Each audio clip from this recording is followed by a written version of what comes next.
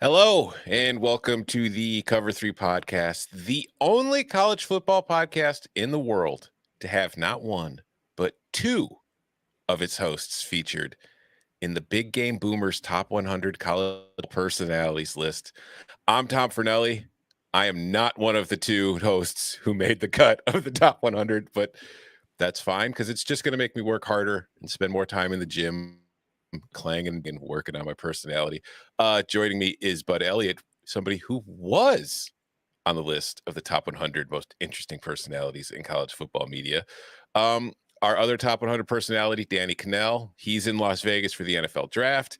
Chip did not make the list. He is still serving a prison sentence for a crime he did not commit. So if you're on social media, please tweet hashtag free Chip to the FBI, to the White House. Anybody you think can help get Chip out of prison. He really needs your support, as does this podcast. So if you aren't already subscribed to the show, please do so on your preferred podcast platform, as well as our YouTube channel at youtube.com/cover3. And if you're joining us live on YouTube right now, please hit the like button and like the video because it does help the algorithm deem us as worthy people for others to see. Speaking of being worthy, Bud, where does being ranked on Big Game Boomers' top list of 100 college football personalities rank among your life achievements? So I'm very, very thankful that Adam Stenko tagged me in that, as you know, that's my boss. I actually had Big Game Boomer muted because I felt like I would always. So I would not have seen this. I always figured it was like a troll account, but he's really good at tweeting things that people don't realize are trolls. I mean, I guess it is a troll account, like just tweeting crazy stuff, like not putting Tom Fernelli in his top 100 list is clearly just attention-seeking behavior. He got it because I was pissed. Yeah, I was genuinely upset. I think Chris Hummer should be on there. Obviously, like you and Chip need to be on there. Danny's 12.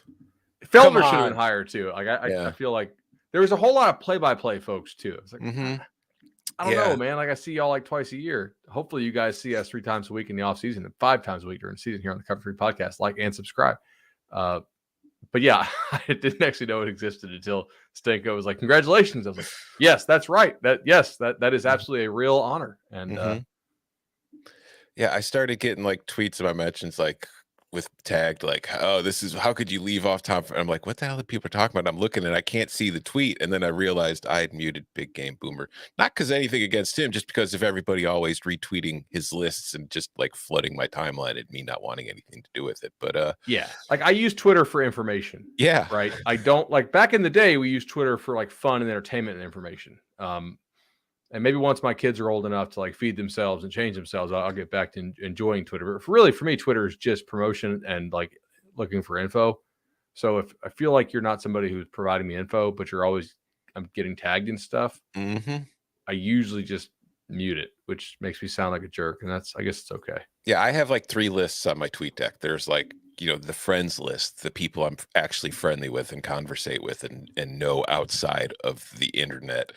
Then there's like just my local favorite sports teams list of just information about that. And then there's my college football information list. And too often with Big Game Boomers lists, my college football list becomes flooded with things that I don't care about. So it's just like, all right, I have to mute this account.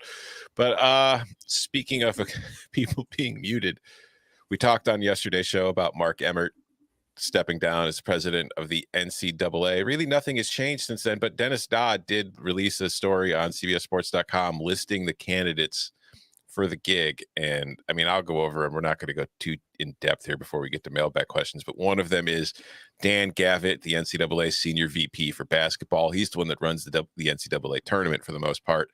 Val Ackerman, the Big East commissioner. Linda Livingstone, the Baylor president. Condoleezza Rice, former U.S. Secretary of State, National Security Advisor, and I think she was Stanford's offensive coordinator for a few years there. Robert Gates, the former U.S. Secretary of Defense and CIA Director, which I guess I could kind of see a correlation between the jobs at this point. Chris Howard, the Executive Vice President and CEO of Arizona State Enterprise. Kirk Schultz, Washington State President, and there's other names, but more than anything, because I'm not really into the idea of trying to predict who will be the next NCAA president. I think the first question for today's mailbag question is, how much would they have to pay you to take the job? So, what's the effective tax rate in Indiana? Because I'd have to move to Indiana, right? I think, yeah, I think it's slower than, it's not like, I don't think Indiana's income taxes are crazy, but I think they're pretty, it's not Florida and Texas level. See, that's where I am right now. I'm in Florida. I'm in nice weather. I'm looking outside. It's 82 degrees today. Um, I, do I get a guaranteed contract? I would assume so. Like, I'm trying to think, what would be the number that I could just go to Maggie and she'd be like, "You're doing what?" Like, people already don't like you now, and then you're going to be the president of the NCAA. So I guess that's not much of a change. But like, you do get a lot of guaranteed money. Hey, you were 78th on the list. That's Plenty true. of people like you. That's true. I guess that may be notable, not loved. I guess. If they gave me like $1 million a year for like a guaranteed 3-year deal, I would go to Indianapolis, I think, and just do it, even though it would kind of uproot my family, my career. Like, that'd be nice. It'd be enough to definitely, buy a couple investment properties. And I think $1 million a year, I would go do it. And somebody would rehire me because I've had experience inside the NCAA. Val Ackerman, I think, should be the hire just based on smart people I've listened to. Mm-hmm. But yeah, I think I would need a few million person. It's Per- not even, I don't bother. I don't care about being hated. It's just like, that's a mess. I got to try. That's a lot of work. I feel like that's a lot of headaches right now, taking over the NCAA or whatever the hell the NCAA is going to be and navigating it through this, like trying to rein in NIL and find some regulations and transfers and everything that everybody wants, because Emmert now towards the end of his, he didn't really have a choice because, again, like we talked about, the Supreme Court went 9-0 on his ass, but like everything just kind of happened. Like they flipped a switch and everything started. And now that everything is like, the prerequisite genie out of the bottle, now they've got to figure out what parts of the genie to put back in and what to just let fly around and do what it wants. And it is not going to be an easy job. My sympathies to whoever does end up getting it. I wouldn't want it. Although I will say Indianapolis is nice. The rest of Indianapolis is nice. All right, so let's get to the mailbag here now that I've pissed off people from Indiana. Our first question, and it's just you and me today, so a lot of these questions, I'm sorry to you who asked them, they are addressed to the four of us, but again, Chip's in prison and Danny is in Vegas, so we're just going to do the best that we can. This first one comes from RJG850. It's on the spring game switch. Hey guys, love the show, and even as a Gator fan, I don't mind Danny. That's how everybody feels. I got a couple questions from the Florida spring game. One, what did y'all think of them moving the game to a Thursday night? I think the attendance would have been better had they not announced the switch a month before, but tons of recruits on campus. Do you think other schools will switch the day in the future? And two, and this one's for Danny, who's not here, is Danny or the rest of you ready to join the Florida fan base in saying that this is AR-15's team? I think for the first part of this question is pretty interesting because Illinois also moved its spring game to Thursday. And I think we've seen schools at this point kind of like, they're like with conference networks, they're kind of becoming kind of like the games themselves, where they're just really kind of television events. And I think as far as getting the spotlight on your program, so I do think, yeah, do you think we're going to see more of this, like programs, instead of playing the traditional kind of Saturday game, we're going to see Thursday primetime spring game? I think some of it, but it's also was something, in my opinion, that was done for recruiting, because you had several of Florida's rivals have their spring games on the same weekend. And while Florida does have a decent bit of excitement around the program right now with new coach Billy Napier and the army of staff that he's built up, if you're going against like Bama and Georgia and you want to get some prospects from out of state to come down, pairing that with some spring break times from high schools allows those kids to come down and see you during the week and still go see Georgia and Alabama. Whereas opposed to if you ran it totally up against it, you might not. The one downside to this is that a lot of people really love going to college football games because they like seeing their friends who they made in college and now they moved away and they come back to tailgate 7 times a year for 7 home games. And this is the opportunity oftentimes to do, an 8th tailgate, right? Like I know a lot of people that go to spring games, they don't really go in. Like they'll go in for like a quarter maybe, but they're out there. The weather's typically really nice. Even, it gets hot in Florida, but still like not that hot in mid-April.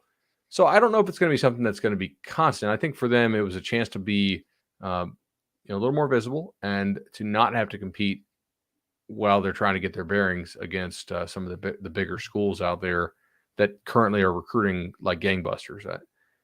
As far as AR-15, I think there's no doubt this is AR-15's team. We'll have to see just how good the Florida receivers are. Obviously, Justin Shorter looks like Terrell Owens. Unfortunately, he catches the ball worse than Terrell Owens does. I mean, I think he was like under a 60% catch rate last year. So he's always looked like the best receiver physically in that recruiting class that he was in. The only real question was just, can he catch the ball consistently? I think if you wanted to go Jack Miller, I don't think they do. It would have to be like you have a ton of weapons to spread the ball out to.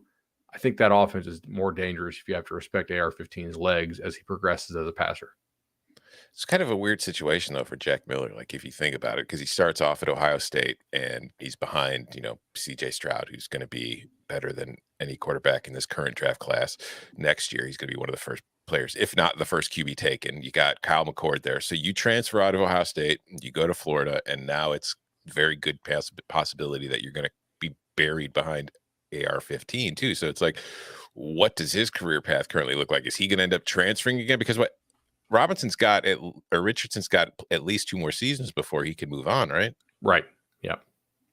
Yeah. So that's going to be an interesting thing. The Thursday night thing, as far as the spring game, you make some good points there about the recruiting. I think that is an excellent way to kind of get out ahead of it as far as other programs having their spring games. And also, it does, for television purposes, kind of expose you. Like, if it's on the SEC network or the Big Ten network or whatever, it does help you get some exposure to maybe recruits who couldn't come to your game to at least be able to watch and see what's going on and get a feel for the vibe. But like you said, it's more of a tailgating opportunity for fans, because I talked about this with Danny on Monday's show.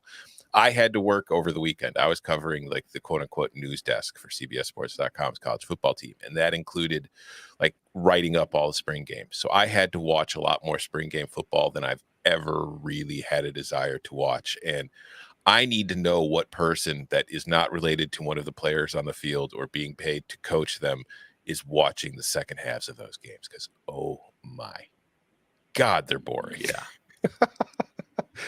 But it's like, because Illinois did it, they put it on their Thursday night, and they kind of specialized for TV. Like, they had Barstool Carl like suit up as a quarterback and run a couple of plays, which, oh wow, yeah. So it was actually pretty cool, because Barstool Carl is the #1 Illinois super fan, and if Big Game Boomer put out a list of top 100 Illinois super fans, maybe I would crack that list. I don't know, but Barstool Carl would definitely be #1. Next question comes from J Tizzle 09 boy. My favorite college football show. Find him on Instant Messenger. He's got like some Linkin Park lyrics. This is a away message. The chemistry is awesome. The content is fun and informative, and the segments are always thought-provoking. My question: the NFL has Redzone to watch live games going on for out-of-market teams so they can be watched on TV anywhere. If college football had a Redzone style television station, how do you think they would do it? Would they show the best of the top 25 games throughout the day, or maybe a 4-game simulcam at all times? If they did, I would pay top dollar. I just wanted to know your guys' thoughts. Thanks. So, first of all, Redzone is great, I think. And I also really like, Tom, do you watch the MLB equivalent? It's called Big Inning. Have you seen this? Yeah, I've seen it. I don't watch it like I do Redzone. I typically just kind of watch 1 or 2 games, depending on which ones I have money on. Yeah. I'll put this on at night and just watch it when I'm finishing up some work. And like, we have our 24/7 production email, and every night I look about 8 or 9 o'clock, I watch it. It's great. It just goes to like the highest leverage situation automatically. I'm like, this is pretty solid. So you're not watching a lot of like 10-2 blowout where the 5th reliever comes in. The problem that you have with trying to do this at the college level, and ESPN has done this occasionally. Yes. With, I think they call it college scoreboard or something like that, or college whip around, or yeah. And they do it, and it's really fun. The issue is rights. Okay. So ESPN cannot just break into the CBS game or like the Pac-12 network game, even if that's the game that you really need to go to. NFL and MLB can pull it off because they own all of the rights, at least at some level, to those games, and it's in the contracts. So you would need basically all the rights holders to be okay with this. And I doubt they would be, because instead of being like Red Zone's on the NFL Network, right? Mm-hmm. Big Innings on MLB. I don't know if NBA has one or not, but I assume it's on like NBA TV. Where would you put this? ESPN? I kind of doubt all the other networks would be cool with ESPN and be like, hey, watch our games, and then we'll also show you the most exciting moments from these other games. But yeah, I wish they'd bring it back, even if it's just for the ESPN games. I really enjoyed it when it was on. There's also an audio one, which is, do you ever listen to this? No. It's called like the Varsity Network or something like this. I do have it on my phone. And it goes to like the highest leverage spots during the day. So if you're working out in the garage, you can't watch, you can at least listen. No, I remember ESPN, like you said, whether it was called Scoreboard or whatever the heck they called it, they did have it, and it was just for ESPN games, and they would typically focus on like their big game, like if it was the ABC game or whatever it was at the time, but they would go around to other games as things were happening. And I think, honestly, if I'm ESPN and the way I'm doing things right now, I have like my 1,000 networks on cable television. You know, you've got games on ESPNU, ESPN News, all that kind of stuff. You've got the SEC network, the ACC network, ESPN 1, 2, 4, 5, 7.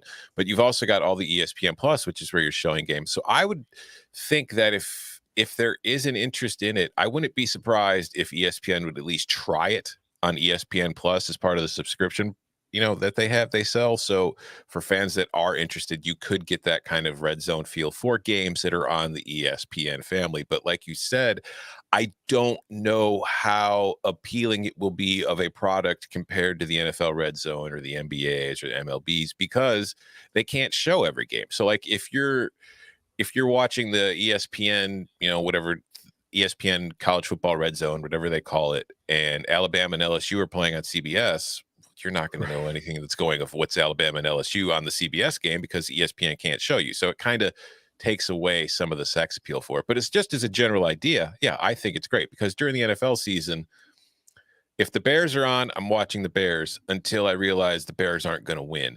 And then I'm going to Red Zone. Like, I'll always have Red Zone on the secondary television, but then, it gets swapped. And I think Red Zone has been really good, especially for fantasy football players, but NFL fans in general, because what's the one complaint about all sports these days?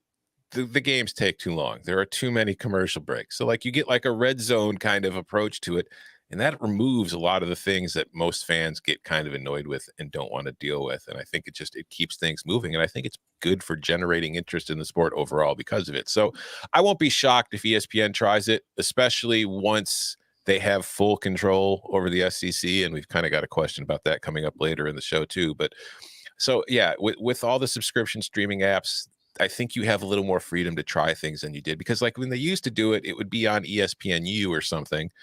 But if they had a game to show, because they had to contractually show the game, they would take it off the air. So it would be on at weird times. Like it was never the same time. It'd be like, from 5 to 7 p.m. on ESPNU, here's the whip around. And then we got to go to this UAB versus South Alabama game, and they'd get rid of it. So yeah, I don't know.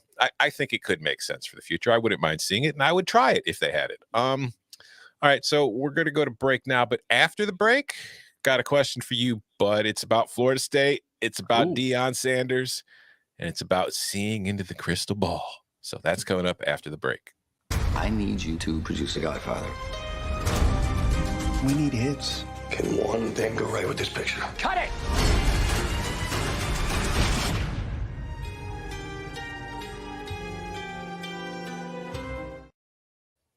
New.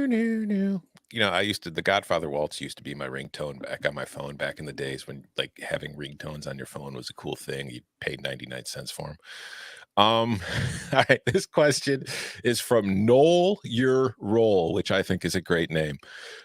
Hey guys, I started listening to the show last year when I got a new job with a longer commute, and the pod makes those drives a lot more enjoyable for me. So thank you. My question is for all of you, but I'd like to hear Danny and Bud's thoughts especially. Well, sorry, you're not getting Danny's. I want Mike Norvell and this staff to succeed, but if things don't improve quickly and Florida State is stuck going 7-5 or 6-6 this year, and Deion Sanders continues to improve Jackson State, do you think there's a legitimate chance he'll be the next head coach at Florida State? On one hand, I think it would kind of be the kind of spark that the program needs, but on the other, I think it's also a huge risk. What are your thoughts? So, first of all, if Mike Norvell goes 7-5 and 6 or 6, he is 1,000,000% safe. I agree. I'm working on a different story for something for on the 24/7 sides. I was in the luxury box with some of the biggest boosters at FSU spring game, and I went in the press box too. But more luxury box side for the working on a separate story. These guys seem to get it. They understand the kind of mess that Willie Taggart left. They understand the ramifications of too early roster turnover, which you get a lot in this era with the portal. And this spring will be the first spring that Norvell's staff has been able to go on the road because they got there. COVID hit. No spring eval period on the road in 2020. All the rules are still in place for 2021. So literally they're getting to meet the high school coaches in the state for the first time. Now you can argue they're just playing out the string. And I don't think that's a totally dead argument.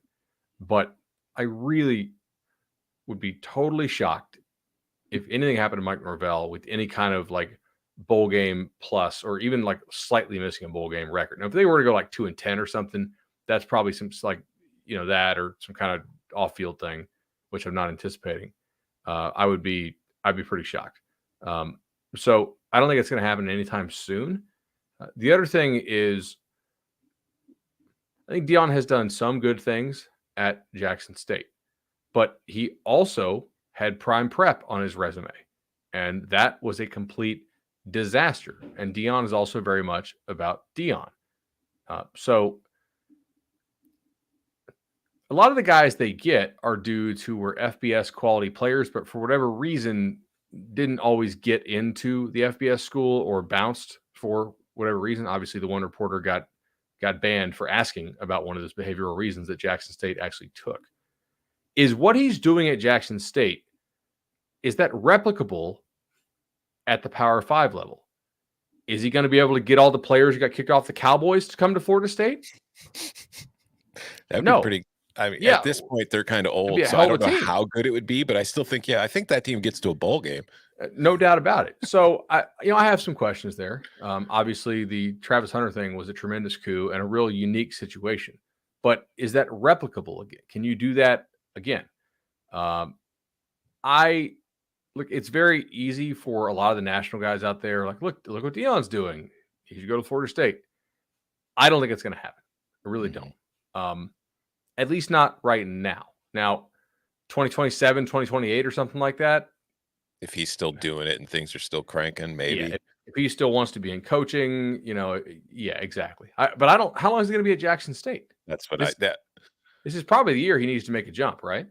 I would think so. I mean, I just kind of like, I don't know Deion personally, but just based on what I know of Deion's personality, I feel like, like at this point, he's going to be itching to move up if he can, because he's going to feel like what else do I have to prove? I don't know if he's going to want to sit there and continue building and just doing the day to day in year 3, year 4 of that kind of stuff. But like, if it's not Florida State, like, do you think Deion could realistically get a Power 5 job, or would he have to make the step to like a Group of 5 school? I'm trying to think about the list of Under Armour schools. Do you have a handy list of that? Like which schools were Deion to Maryland? Sure. I think if Deion gets a P5 job, it'll be an Under Armour school, just because of how tight he is with the Under Armour folks. So it's like college basketball recruiting. Correct. Yeah. He's wearing Adidas. He's not going to a Nike school. All right. So Power 5 schools that are Auburn, or that are Under Armour schools: Auburn, Maryland, Notre Dame. I don't think that's going to happen. Utah, unlikely. Wisconsin, probably not. Texas Tech just made a hire. So, but like, I could see Auburn doing it. Yeah. Like if he's recruiting really well at Jackson State, and just, like we've looked at Auburn, just the mess that things have been there a lot the last few years. I could see somebody just with a whole lot of money and an idea. I texted with a buddy and he was like, absolutely, he knows ball pretty well and is in the industry. He's like, absolutely not. He's a big Auburn guy. He's like, no chance in hell. Like he's like, I'm quitting the sport if we do that. think of the narratives we can. Oh my gosh, the stories would be it would be wild. Like, what about Deion? What if Chadwell gets a gig? Deion at Coastal, they're a UA school. They've got a billionaire as a booster. Like he could continue to NIL some folks for them. Deion to Navy, that would be extremely interesting. Barstool would want to shoot another doc. Northwestern, hey Deion Northwestern. I think that's a great fit. Yeah, I think that's a logical replacement for Pat Fitzgerald. Very similar personalities there. Oh man, that's awesome. Georgia State though, if Georgia State opened, like that's a place you can get some players. You can put your own mark on it. Yeah, Georgia State. It's funny. I look at that program as kind of like people have always talked about like Maryland being like a Power 5 sleeper powerhouse. I feel like Georgia State is like a Group of 5 sleeper. Like it could be a powerhouse. It's got most everything that you need to be somebody in like the Sun Belt who could become a very powerful program and be like the App States of that, and take over. I feel the same way about Georgia Southern in a lot of ways too. It is commutery, Georgia State, a little more than I think some people might realize, but it's growing. And their basketball gym used to be called the Sports Arena. Oh, which they used to play baseball in Turner Field, the old Braves old baseball stadium. Right? Yeah, they played football there. Yeah, there's gonna be yes, football. Yeah, no, but I always thought it was funny. The Sports Arena. Okay, great. It's like somebody really put a whole lot of thought into that name. All right, next question comes from MSW 5045, an essential college football podcast. Chip Patterson is an exceptional host. Tom Forelli has great insights. Bud must not sleep to know everything that he knows. And I've even come around on Cannell, who provides the player perspective and some old school takes. My question: why does Alabama and some of the other top schools seem to start slow in recruiting? If you look at the top right now, there are a lot of big schools who only have a few commits. Is it more that they're being very picky, or that those types of recruits want to enjoy the process longer? So it's more of the former. Alabama can basically just wait and then be like, daddy's home, right? Essentially. They could take their time, make sure they're vetting who they take. They can kind of do the Clemson thing where it's like, we're not going to take you until you come on campus. We want to see you. We want to meet your family, because we're Alabama, because we literally have more first-round draft picks than we have losses in Nick Saban's tenure. They just kind of – there's a phrase, or you kind of show your worth, that I can't say on this podcast, but I think Tom knows what I'm talking about here. And when people are sitting down at the table, all of a sudden you just kind of establish your dominance at the table. And Bama just can do that. So they can basically say, hey, we're ready for you. And a lot of kids would be like, well, you didn't want me earlier, but not with Bama. They just can pick and choose when they want to go on a kid, for the most part. I mean, I think NIL has changed this a little bit with some of these kids signing away all their rights very early in the process. That's probably, I'm sure Nick doesn't love that overall until Bama starts doing it. But is this really what we want football to be? Yeah. 8th grader announces he signed his firstborn. Yeah. Yeah, it's because you see like some programs are out there like offering 300 kids. Well, maybe not 300, but like there's just offers coming out, and they're coming out early. And it's because of some programs you have to kind of get in the door, and the players, like this mid-tier Power 5 school, like a player's not going to get an offer from that. And if he's a highly ranked recruit or somebody's got interest, he's not going to be like, ooh, I'm jumping to join, State U. But like if Alabama offers somebody, there's a very good chance that player is going to commit. So Alabama has to be sure it wants that player before it can officially make the offer. So that's part of it as well. But yeah, you're 1,000,000% right. It's definitely just because we don't have to offer. We can kind of just get who we want and take our time doing it. This next question comes from RJ23. The best college football podcast around, except no substitutes and Rip Barton. With the SEC leaving CBS in a few years, the conference will be owned by ESPN for the most part. It owns the SEC network and will broadcast all the league's games. At the same time, the Big Ten is already negotiating a new TV deal. Do you foresee the possibility of Fox going all out for the Big Ten in the same way ESPN has for the SEC? Fox owns half the Big Ten network already, and there's clearly a strong relationship. Would this not only lead to the two conferences pulling further away from the rest, but possibly lead to the greatest American culture war since the Coke Pepsi wars of the 1990s? Yes, 100%. Are you a Coke guy or Pepsi guy? I was a Pepsi guy when I was younger. Now I'm 100% a Coke guy because Pepsi's just too sweet. Tom is an honorary Southerner. Yeah. You ever read the thing about the Coke Pepsi taste test thing? Yes. We had it in Mark. I guess if we should not inside joke this, we should quickly explain it. Anyway, I think if I recall from school, it was Pepsi like the 1-sip test they would win, but then on the successive sips, Coke would win out overall. I think because it was I think like for me, for my palate, we're never going to answer this guy's question. We're just going to talk Coke and Pepsi. Like I see how that works because like Pepsi, like I said, it's super sweet. So like the very first initial kind of rush, it's like, ooh, all right. But Pepsi, you can't really drink with food without it really kind of impacting the food that you're eating. Whereas Coke is more of a complement to what you're eating most of the time, unless you're eating something sugary. And if you're already eating something sugary, you should probably have water instead of Coke with it. But that's just me. The best though is, and this is extremely off-season podcasting right here, is the styrofoam cup from the gas station. Like I don't know why. Like, are you a styrofoam cup guy? Because I'm definitely like styrofoam over plastic cups, no doubt. No, I've Tom, never really? noticed really a difference. What I am is I hate straws. Like I want to feel like the ice clanking against my teeth. So whether it's plastic or styrofoam, I don't care as much. But I just don't want straw.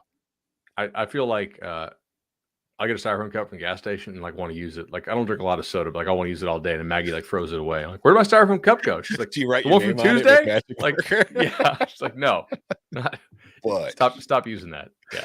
I will say, Steve, I'm actually, this is very little, I don't know how expansive this is nationwide, but I think RC Cola is the best of all three colas. I think it kind of is a perfect blend of Coke and Pepsi. So that's me. Like I think the perfect pizza Coke is RC. I would take that over Coke or Pepsi. And if you live in the Chicago area or an area where the RC exists, if you're ordering from a pizza joint that you're not sure about, but they offer RC, I guarantee you that pizza is going to be better than most of the other places because they've been there for at least 30 years. Our RC Cola and a moon pie when I was visiting my great grandparents up in Alabama when I was like 8 or 10. Oh yeah, look. Oh, okay. Look at the comment section. Literally, right as yes. Oh man. Oh gosh. So, anyways, Fox versus ESPN, the SEC versus the Big Ten. I haven't followed it too closely. I think Fox would love to get all the Big Ten rights if it could. I just don't know if the Fox is going to, because I think there's far too much interest. And I think the Big Ten's approach is they would rather sell to a number of different broadcasters, because like CBS is interested, NBC is interested, the streaming services are interested. So I don't think that's going to happen, but I do think that it results, no matter what the TV deal looks like, if the Big Ten does kind of leave ESPN, which I think is a realistic possibility, then whether it's on only Fox or on a number of different networks, I do think we're kind of going to see that war between the two of them. The other thing is, where do we watch playoff baseball? On Fox. Fox, yeah. So Fox may not feel that it needs all of that inventory. You know what I'm saying? Mm-hmm. Like at least not in the immediate future. So that could be one reason why it doesn't totally go all in, but it could go all in. Like anything, I guess, is certainly possible. It is. I think we will eventually get to a more condensed upper tier of FBS. Yeah, I mean, because right now what Fox has, the Big Ten, it's got the Big 12, it's got some Pac-12. I wouldn't be shocked if ultimately Fox just kind of wanted to streamline down to the Big Ten, because it's the more attractive television property. And then with what's happening in the Big 12 right now with Texas and Oklahoma leaving, Fox's big thing is Big Noon Saturday. And if it doesn't have Texas, Oklahoma games to put it Big Noon Saturday, I don't know how interested Fox is going to be in the Big 12 long term. But personally, just from an absolutely 100% selfish aspect, since CBS is losing the SEC, I would be thrilled if CBS replaced the SEC with the Big Ten, and that became the 3:30 Eastern game on CBS every single week, because it would help expand my worth in the company, and maybe help me get on Big Game Boomer's top 100 list of college football media personalities. Not if you keep preferring plastic cups over styrofoam. I got to tell you. All right, fine. I'll tell Lynn next time we go to the store, we got to get some styrofoam cups. I'll give him a trial run. And Not from the house. Just if you go to the like the gas station or the bodega or I got a is it train. bodega in No, Chicago just or drugstores. is it just New York? Just drugstores. Yeah, New York. Drugstore. Oh, Jesus Christ.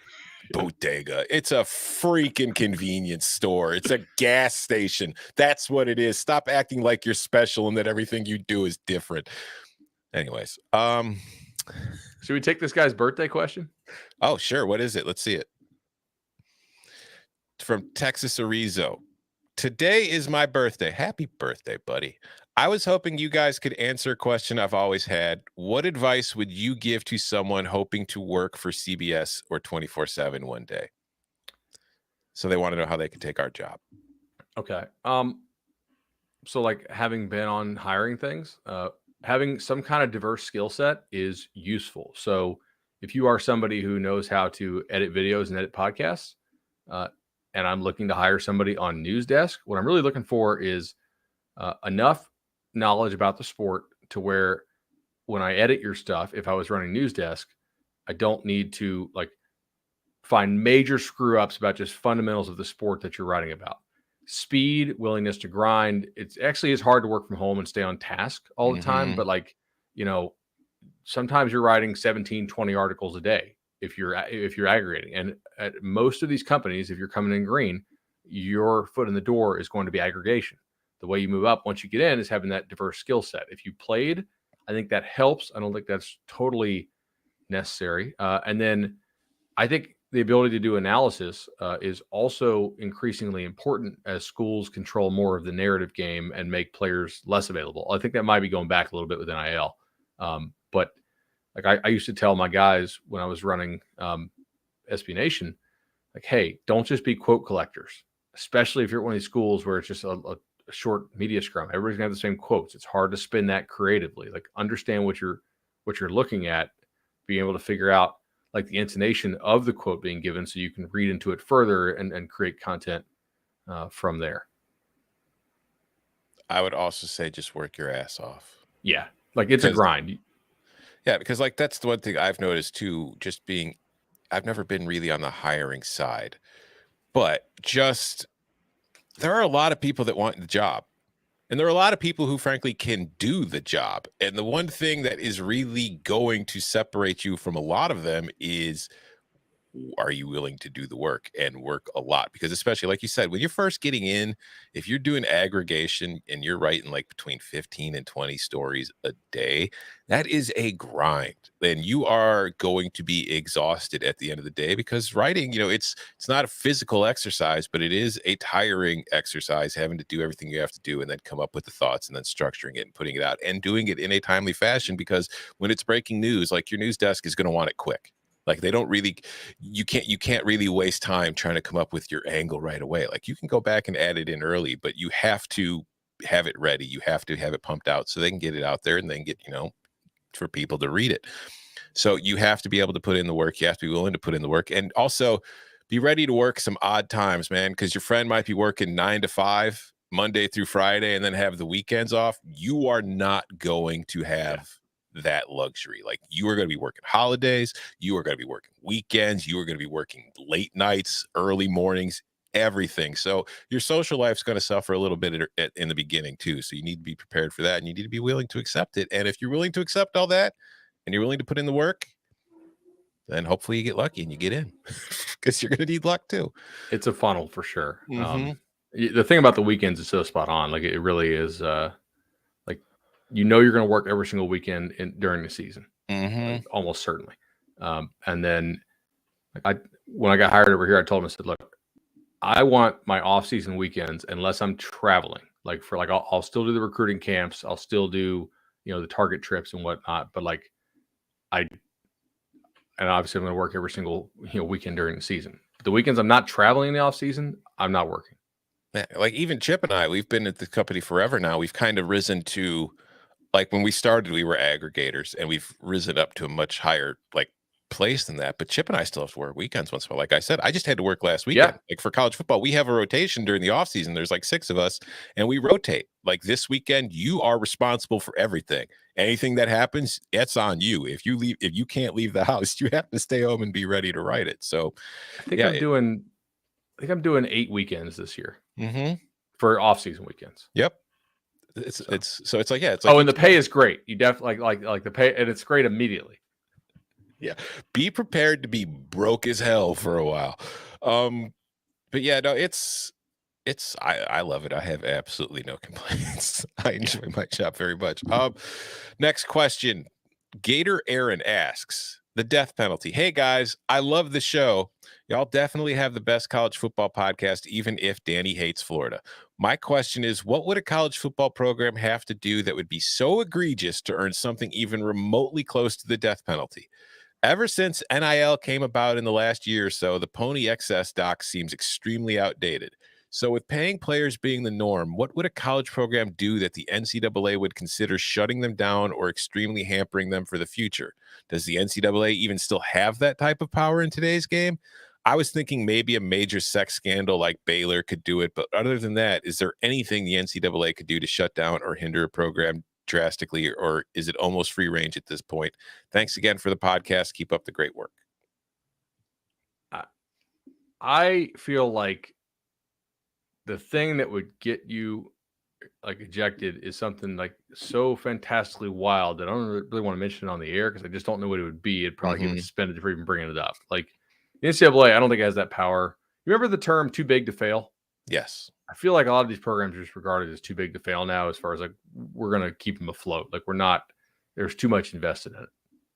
Yeah, I mean, I think like we've seen it, like with Mark Emmert, who one of the first things he did when he became NCAA president was he hit like Penn State with those, penalties after the Jerry Sandusky stuff with the child abuse and child rape. And he had to rescind it because he really, like, you don't have that power. Like, that's a criminal thing. Right. So the NCAA does not have the power to enforce criminal laws against the schools. Now, maybe law enforcement or the federal government or the local and state governments can do anything, but I don't think there's anything really the NCAA can do at this point because everything that the NCAA used to punish schools for is pretty much all legal now. So I don't know. You'll see penalties and slaps on the wrist going forward, but I think we are done with the death penalty for a while. And Bud, I know you have to get going. This is a special question I got. It's not via a 5-star review. It was via my Twitter direct messages from Cliff for Heisman. Why is Bud so comically down on Sean Clifford? Well, let's look into this. Why am I down on Sean Clifford? Is it comically down? That's his words. I don't know. I've already recorded the summer school edition. Okay, so 21-8 touchdown interception ratio. And you had Jahan Dotson. I guess the O-line had issues. Success rate throwing the ball 42%. It's just I'm not that down on him. He's just not. He's a Jag plus. Yes, exactly. He's a Jag plus. Right. Like the thing is, I want to buy Penn State futures in 2023 because I think maybe Drew Rowler that dude. I like this year. I think they're probably like an 8-4 team, most likely. Is Bud's beard sponsored by Just for Men? I feel a little salt and pepper would look great on him. No, I have salt and pepper in there. This is just the lighting. Trust me, I've got plenty. I've got a lot of salt in mine. All right, that feels like a good place to end it. Am I wrong on Sean Clifford? He is Jag plus. He's a Jag plus. We should NIL with Sean Clifford and be like, get him to wear a Jag plus shirt. You think he'd do it? Oh God, I bet he would. He's a smart businessman. He's starting his own NIL company. He knows what's up. He's not an idiot. He's not planning to go to the NFL. He's like, I'm gonna try to get out of this NIL stuff. Oh man, what if he started like an NIL company aimed just at Jag pluses, and he sold them off as like a clearinghouse, like junk bonds? Maybe we should stop talking about this on the air, and Coke, you should edit it. Maybe we should be running the Jag plus kind of apparel line. Cover 3 podcast for Jag pluses. Everywhere. I think I'm going to make Jag plus shirts. I think we should. Yes. All right. Yeah. All right. We are going to get busy. CBS will get right on that in 2028. Get busy working on our Jag plus apparel. He's Bud Elliott. You can follow him at Bud Elliott 3 on Twitter. I'm Tom Fordelli. You can follow me at Tom Fordelli, and you can also again tweet free Chip, hashtag free Chip to everybody in power to get Chip out of prison. He didn't do it. He promises. And we'll see you next week. Everybody enjoy your weekend.